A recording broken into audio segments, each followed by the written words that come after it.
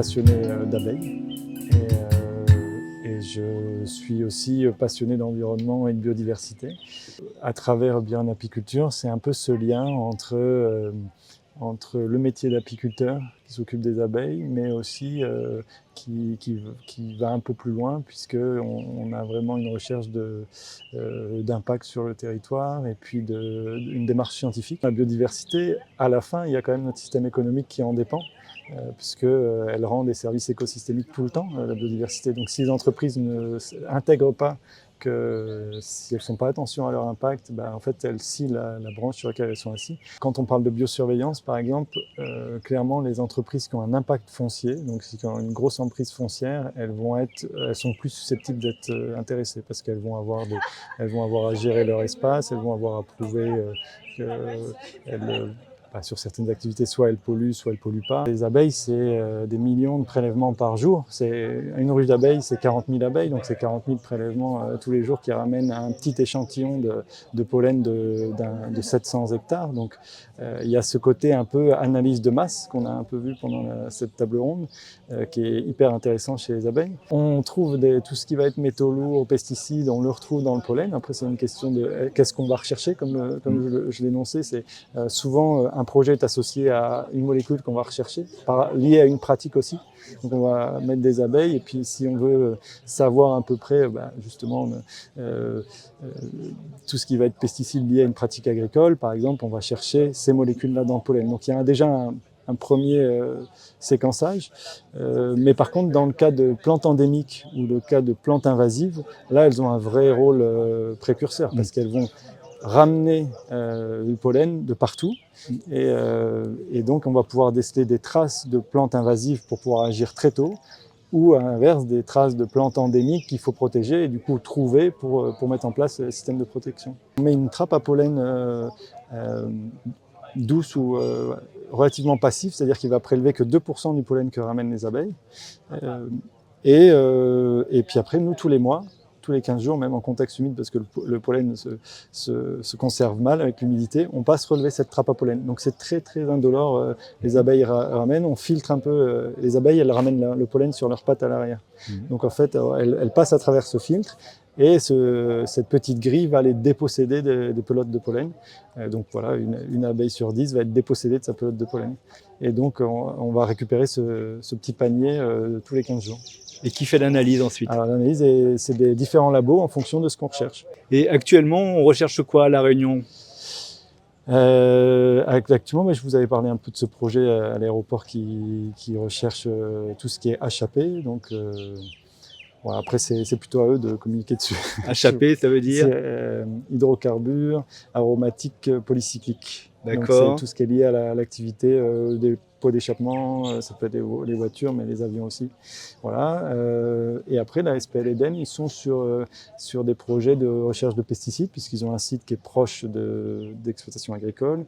Donc ils veulent voir s'il y a un impact des pesticides sur leur milieu naturel, ou sinon, justement, lié à ces projets de reforestation. Donc là, on n'est pas sur des pesticides et tout ça, on est sur de la diversité florale, de savoir quelles espèces sont présentes dans un environnement donné.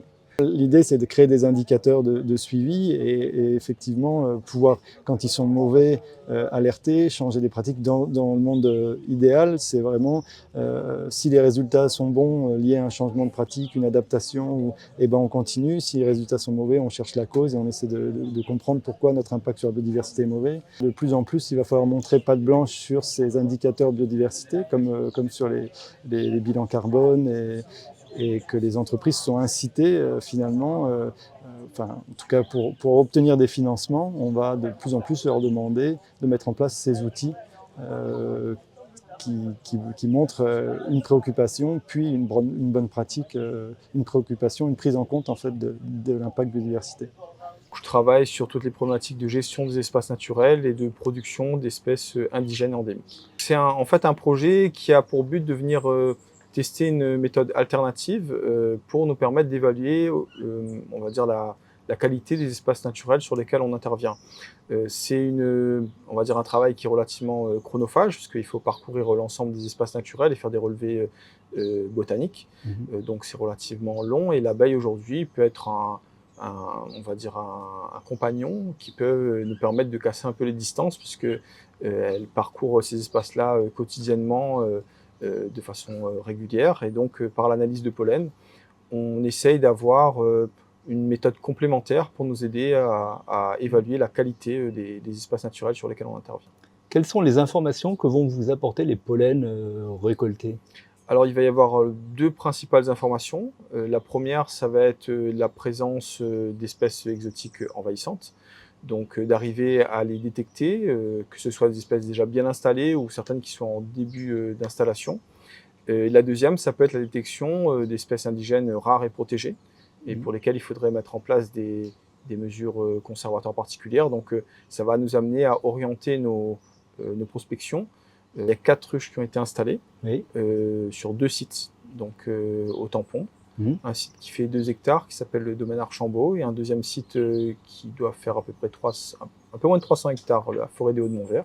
Est-ce que vos ruches vont permettre de mesurer éventuellement la dose de pesticides qu'il peut y avoir sur ces endroits-là? Est-ce que c'est aussi un but recherché? Ça fait partie des analyses en tout cas qui vont être faites, c'est de voir aujourd'hui à quel point la forêt peut être, on va dire, pénétrée par les activités qui sont à l'extérieur. Ça aujourd'hui, c'est absolument pas mesuré. Donc ça fait partie effectivement des analyses qu'il va y avoir.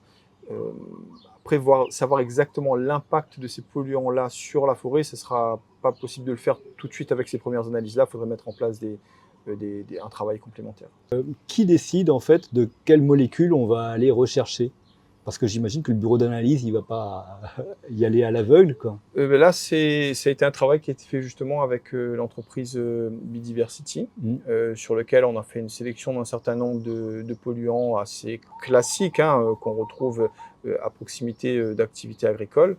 Alors, le but, c'est absolument pas de stigmatiser ces activités, mais d'essayer de voir justement comment on peut arriver à faire cohabiter des activités à proximité d'un espace naturel avec peut-être des mesures, on va dire des mesures particulières à mettre en place pour faire en sorte que chacun trouve sa place et puisse travailler en bonne intelligence.